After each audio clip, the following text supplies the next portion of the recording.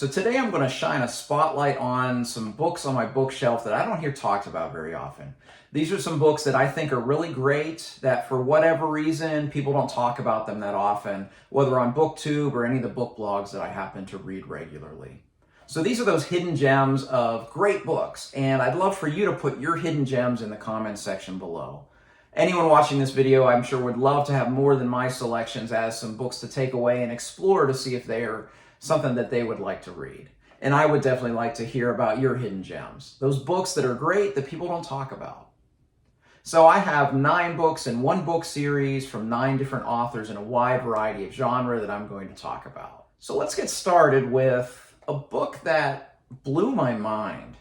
What if I told you there was a work from the 19th century that predicted artificial intelligence?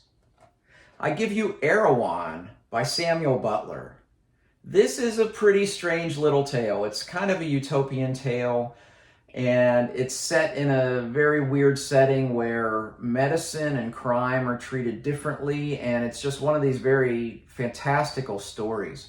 But when it gets to the point where it talks about artificial intelligence, and this was written in the 19th century, it just absolutely blew my mind.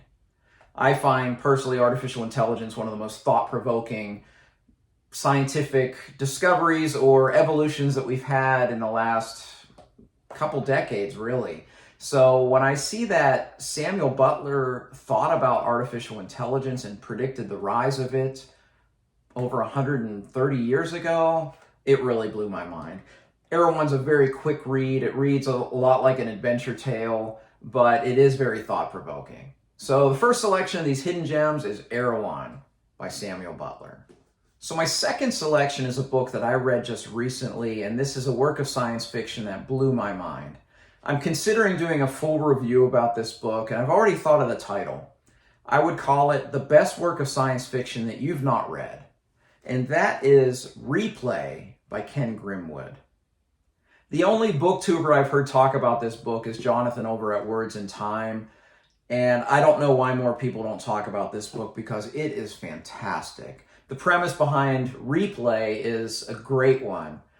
In the very first page, Jeff Winston is 43 years old. He has a heart attack and dies, and is reborn at the age of 18 in his dorm room at college in order to replay his life.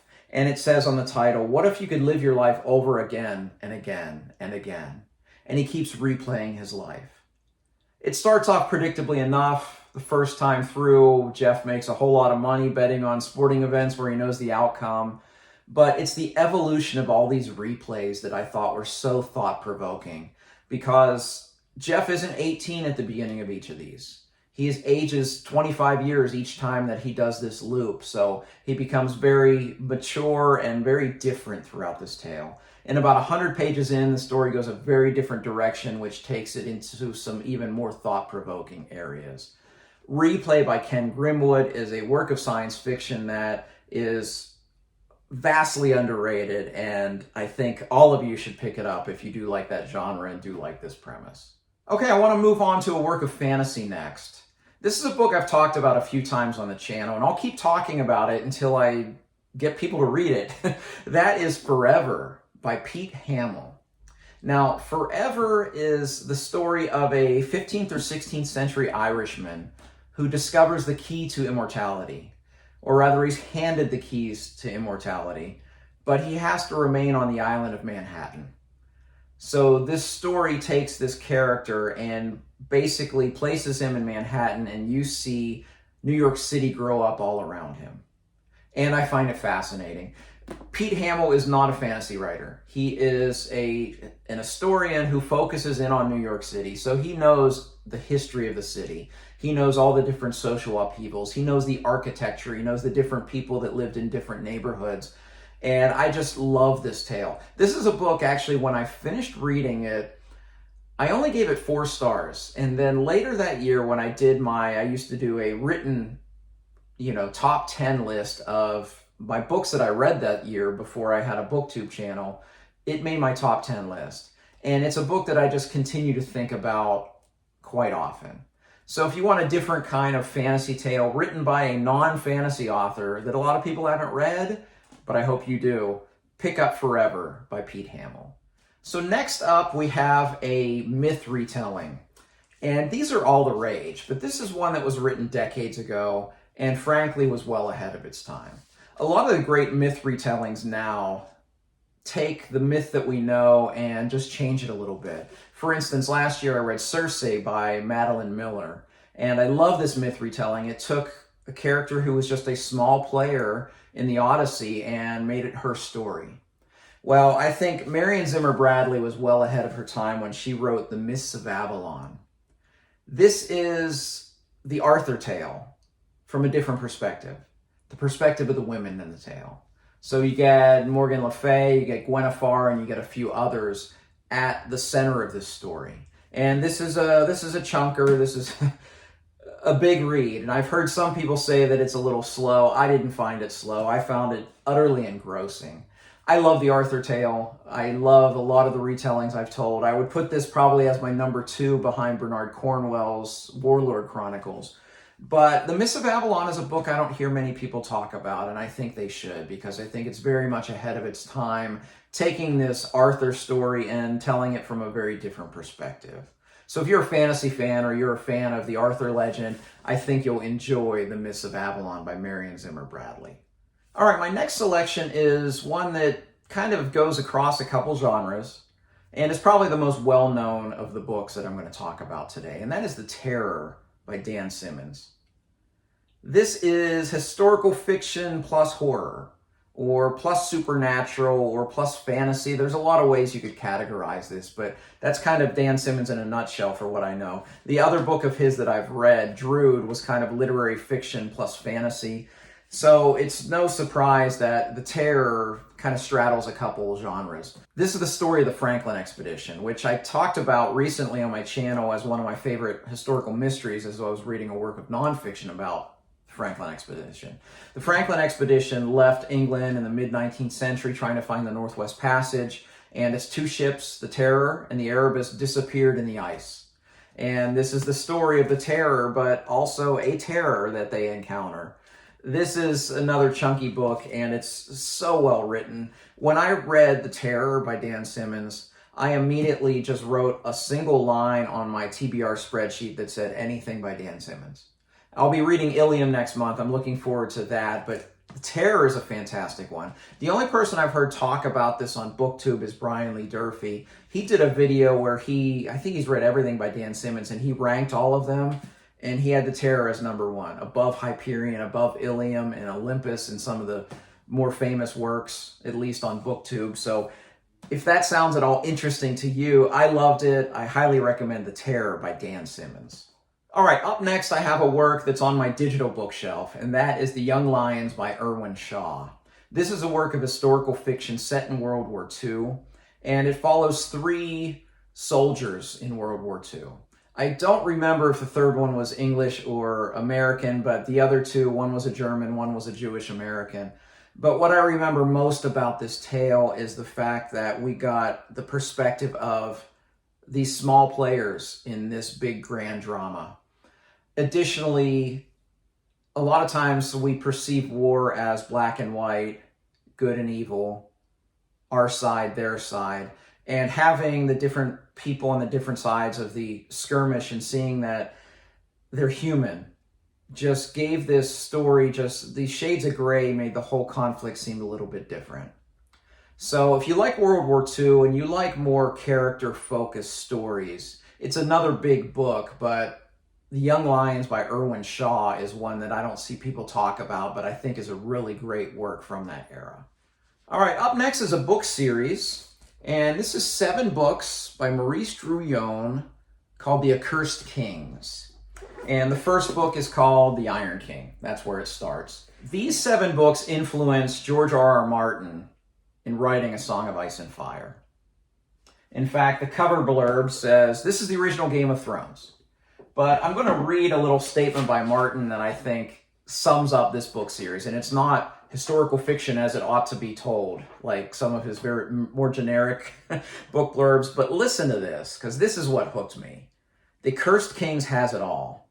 Iron kings and strangled queens, battles and betrayals, lies and lust, deception, family rivalries and the curse of the Templars, babies switched at birth, she-wolves, sin, and swords, the doom of a great dynasty, and all of it, well, most of it, straight from the pages of history.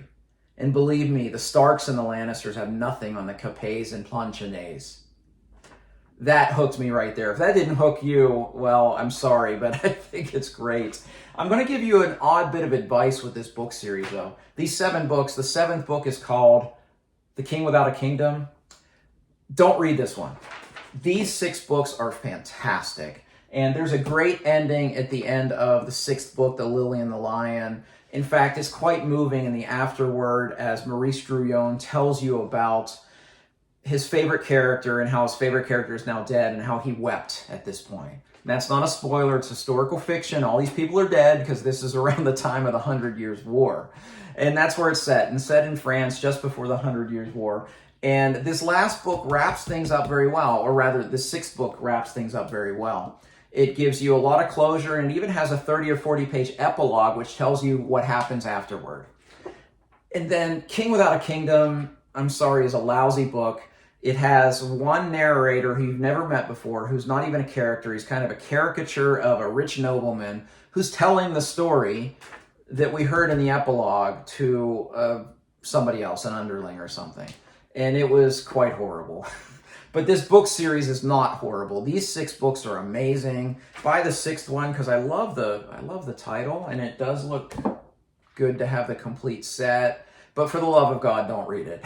The Accursed Kings is a fantastic work of historical fiction in an era that really appeals to a lot of fantasy readers like me and hopefully like you as well. All right, 3 to go, and the next 2 are from the same author.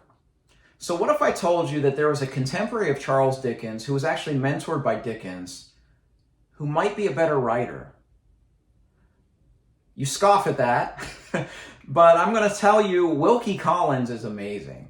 Now, I'm not willing to go and say that Wilkie Collins is better than Charles Dickens. I love Dickens. I mean, you can see part of my leather-bound Dickens up here. My sample size of Wilkie Collins isn't big enough because I've only read 2 works. These 2 works that I'm about to recommend to you by Wilkie Collins. And I've read like 6 or 7 of those Dickens up there.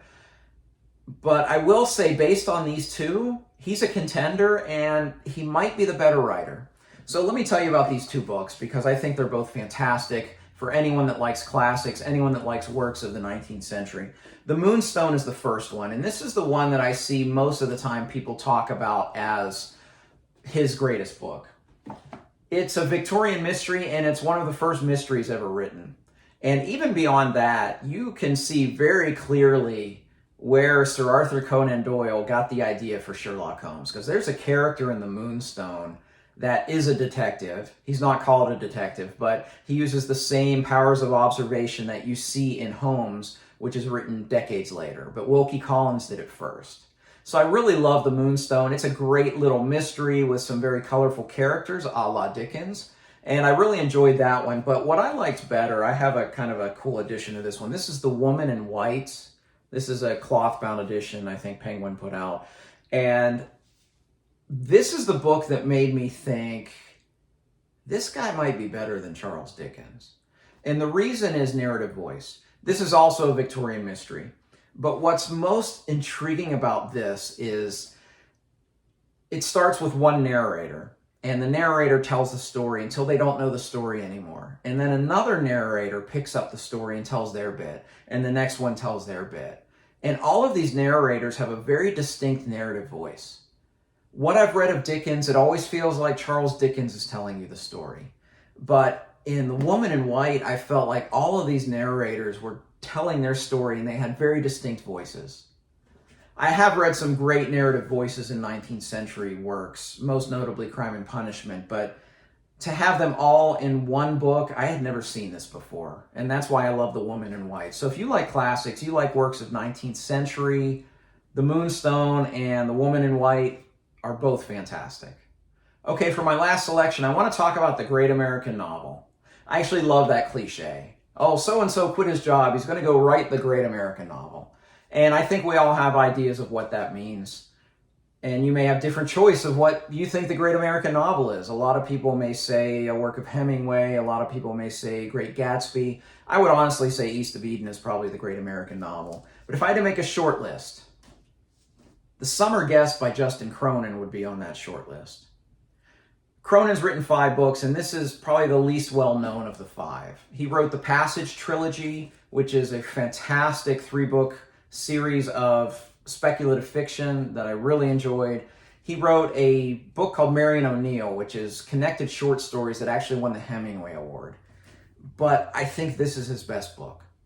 It has all of those traits of what I consider the great American novel, the setting, as well as the sprawling tale that's within. But it's done very succinctly. This is the story of a family who owns these summer cottages in a little fishing village in New England. And it has to do with a man who has been visiting every summer, and this is probably going to be his last visit because of his age and his health. And it's a multi-generational saga with this old man wrapped up in this family that owns this village. And this is a book that just engrossed me from the beginning, and I found myself so moved at the very end.